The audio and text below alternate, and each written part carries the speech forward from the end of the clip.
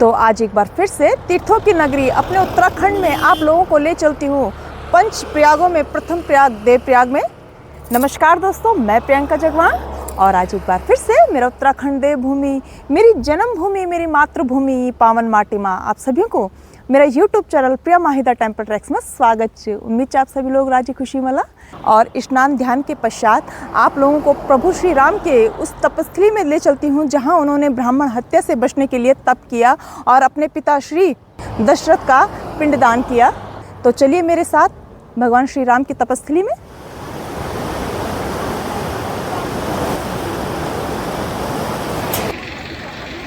और माँ गंगा की असीम कृपा से आज हम तीर्थ नगरी देवप्रयाग में पहुंच चुके हैं और हम यहाँ पे अभी देवप्रयाग संगम स्थल पे है जो कि पंच प्रयागों में प्रथम प्रयाग कहलाया जाता है। और यहाँ पे भक्तों की आप काफ़ी भीड़ भी देख सकते हैं। ये सब हमारा आस्था के केंद्र हैं, भक्ति विश्वास के केंद्र हैं। और मेरे बाएं हाथ पे माँ अलकनंदा और मेरे दाहिने हाथ पे माँ भागीरथी, और इन दोनों के संगम से माँ गंगा का उद्गम यहीं से प्रारंभ होता है। और इस स्थान पे लोग पिंडदान करने के लिए भी आते हैं। और यहाँ देवप्रयाग संगम स्थल पे भागीरथी के तट पे चंद्र गुफा पड़ती है और अलकनंदा तट पे सूर्य गुफा पड़ती है। और अभी हम पहले चलेंगे सूर्य गुफा पे।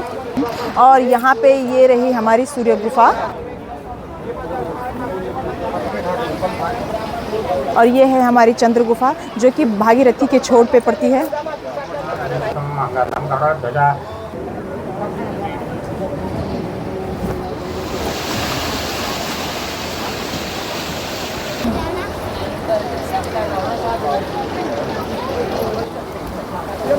हम लोग अब जब पट खुलेंगे तो बद्रीनाथ चले जाते हैं। हाँ, अब अभी बंद है तो अभी अब नहीं है।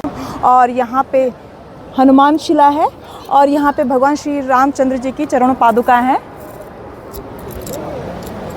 और ये भगवान श्री रामचंद्र जी की तपस्वी भी कही जाती है। और इस देवप्रयाग से संबंधित कुछ विशेष जानकारी जो यहाँ पे पंडित प्रमोद भट्ट जी हैं उनके द्वारा हम जानने का प्रयास करेंगे। ये जो है उत्तराखंड का पहला प्रयाग है, इसका नाम है देवप्रयाग सुदर्शन क्षेत्र। और तीर्थ नगरी हिमालय बद्रीनाथ भगवान की यात्रा यहीं से प्रारंभ होती है।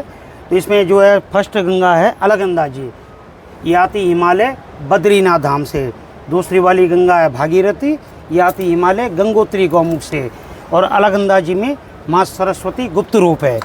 देवप्रयाग संगम होने के बाद आगे जाके माँ गंगा का नाम शुरू हो जाता है।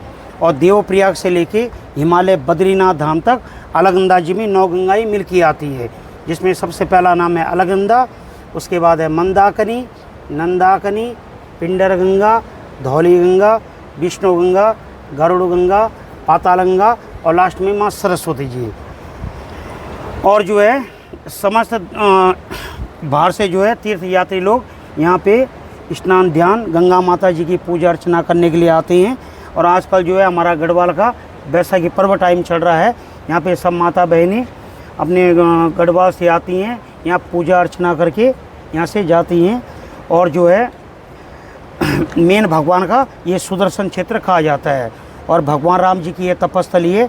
रामचंद्र जी ने रावण वध के बाद इसी भूमि में आके ब्रह्महत्या का प्रायश्चित किया, यज्ञ किया। और उनके जो फादर थे दशरथ महाराज, उनका पिंडदान तर्पण भगवान श्री रामचंद्र जी ने इसी भूमि में किया। तो बाहर से जितने भी लोग आते हैं जिनको जानकारी होती है, अपने पूर्वजों की आत्म शांति के लिए देवप्रयाग भूमि में आके अपने पितरों का कार्य करके यहाँ से लोग जो है आगे के लिए प्रस्थान करते हैं।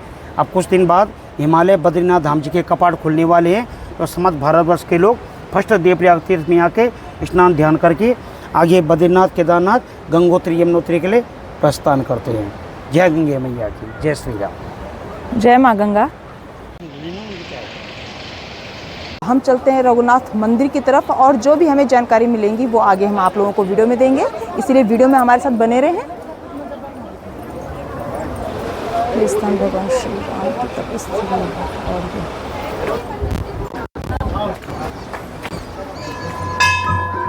और आज आखिरकार मेरी कई सालों की इच्छा पूर्ण होने जा रही है, क्योंकि हम जब भी इस रास्ते से ऊपर या नीचे की तरफ आते जाते थे तो हमेशा इस मंदिर को देखती थी कि मंदिर में जाऊं। पर आज आखिरकार चैत्र नवरात्रि में प्रभु की ऐसी कृपा हुई कि आज मैं उनके दर्शनों के लिए जा रही हूँ।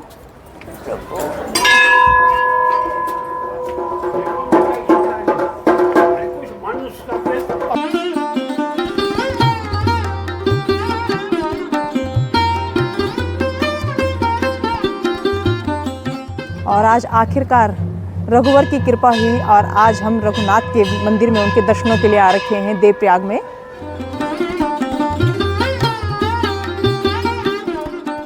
और जिसे कि हम शिलालेख कहते हैं, तो कुछ इस प्रकार से इन पत्थरों पे कुछ गड़ाई की हुई, लिखाई की हुई देखने को मिलती है, जो कि स्पष्ट रूप से समझ में नहीं आता क्या लिखा गया है। पर यहाँ जो पंडित जी लोग हैं उनके द्वारा बताया जाता है कि ये काफ़ी पुराना शिलालेख है और इसको समझ पाना तो बहुत ही मुश्किल है वैसे, लेकिन।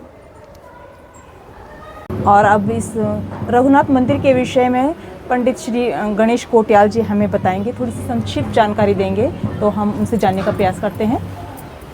ओम रामाय रामभद्राय रामचंद्राय वेदसे रघुनाथाय नाथाय सीताय पतये नमः। यहाँ पर जो है अपना ये 8वीं शताब्दी का मंदिर है, काफ़ी पुराना, और त्रेता युग की यहाँ पे भगवान श्री रामचंद्र जी की मूर्ति है। तो मूर्ति जो है यहाँ पे, वैसे रघुनाथ जी का तो मंदिर है, पर यहाँ पे मूर्ति जो है वो भगवान विष्णु की है, त्रेता, और 6.5 फीट की यहाँ पे मूर्ति है। पर जो अपना श्रृंगार जो यहाँ पे होता है 8वीं शताब्दी से, और जो पहले से जो हमारे वो कल्चर है उसके हिसाब से रामचंद्र जी का यहाँ पे श्रृंगार होता है। बताते हैं कि भगवान ने जब श्रीलंका में जाके जब उन्होंने रावण का वध किया, तो उनको जब ब्राह्मण हत्या का दोष लगा था, तत्पश्चात वो यहीं आए थे देवप्रयाग में, देवभूमि में।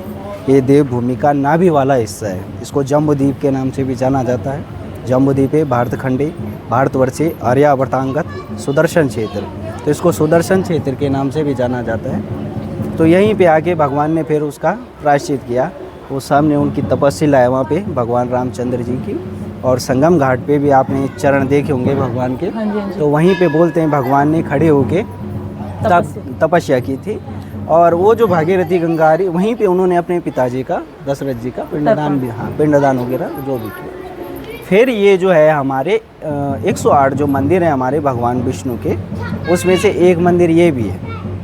तो हमारे जो 108 टेम्पल में 104 वाला टेम्पल ये है, 104 नंबर का मंदिर है। मतलब जो हमारे दक्षिण भारत से लेके उत्तर भारत तक 108 मंदिर हैं भगवान विष्णु के। अच्छा। उसमें से ये 104 नंबर का मंदिर है। अच्छा। है ना। उसमें जैसे हमारा जो, जैसे अपना तिरुपति बालाजी हुए, हाँ जी, हाँ जी। अपना जगन्नाथपुरी धाम हुआ, नेपाल में एक मुक्तिनाथ है वो हुआ, दूसरा तो अपना इसी प्रकार से क्रम में 104 स्थान बिल्कुल इसका आता है। बिल्कुल 104 इसका, 105 अपना जोशीमठ नरसिंह मंदिर है। हाँ जी। ऐसे ही अपना बद्रीनाथ है। तो हमारे उत्तराखंड में जो 3 मंदिर हैं, ये 3 मंदिर यही है मेन।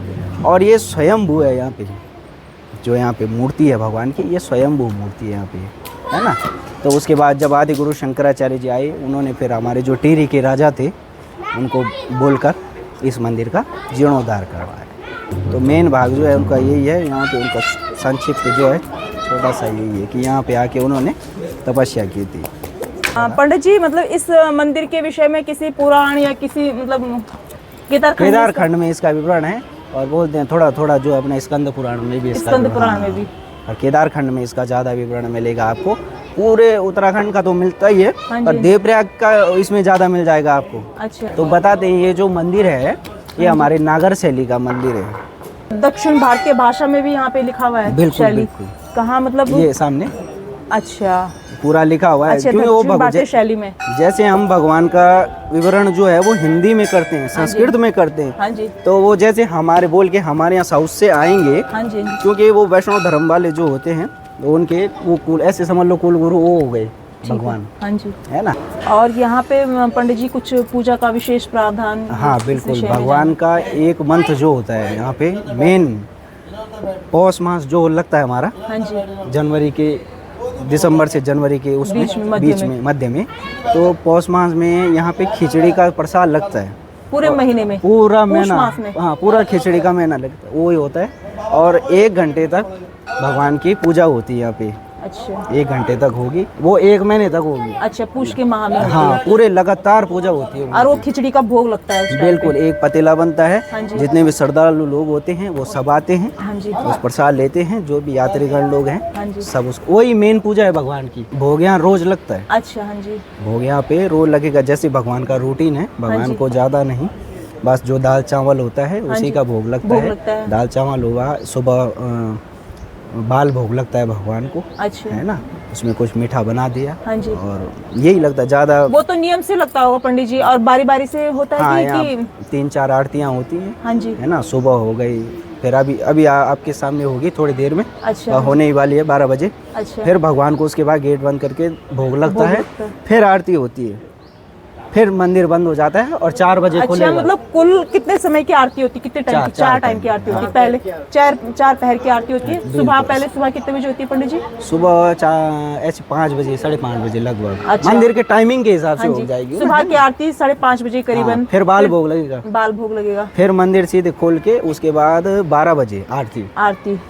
ठीक है। हाँ जी। फिर उसके बाद भोग लगेगा, फिर उसके बाद आरती होगी, शयन आरती बोलते हैं उसको, हाँ जी, दिन हाँ का, जी, है हाँ ना। जी, हाँ जी। फिर मंदिर 4 बजे खुलेगा, ओपनिंग होगा, हाँ जी। फिर शाम को आरती होगी, हाँ जी, हाँ, फिर उसके बाद रात में ये, है ना। और तो और ये जो अपना बैसाखी आ रही है, हाँ जी, तो इसमें भी लोग हमारे जो पौड़ी गढ़वाल हुआ, पूरा इस गढ़वाल में जितने भी हैं वो हैं जितने भी हमारे, क्षेत्र हैं, हाँ। जितने भी क्षेत्र हैं वो सब लोग यहाँ आएंगे और यहाँ पे पूजन अर्चन करते हैं। बहुत बहुत धन्यवाद पंडित जी आपका। तो मुझे उम्मीद है आप लोगों को हमारे द्वारा दी गई जानकारी पसंद आई होगी। अगर हमारे द्वारा दी गई जानकारी आप लोगों को पसंद आए तो हमारे चैनल को सब्सक्राइब करें, लाइक करें, कमेंट करें और दोस्तों के साथ अधिक से अधिक शेयर करें, और हमारी इस पावन मिट्टी, हमारी इस देवभूमि में अधिक से अधिक आकर प्रभु का आशीष, वर्ग, कृपा प्राप्त करें। धन्यवाद।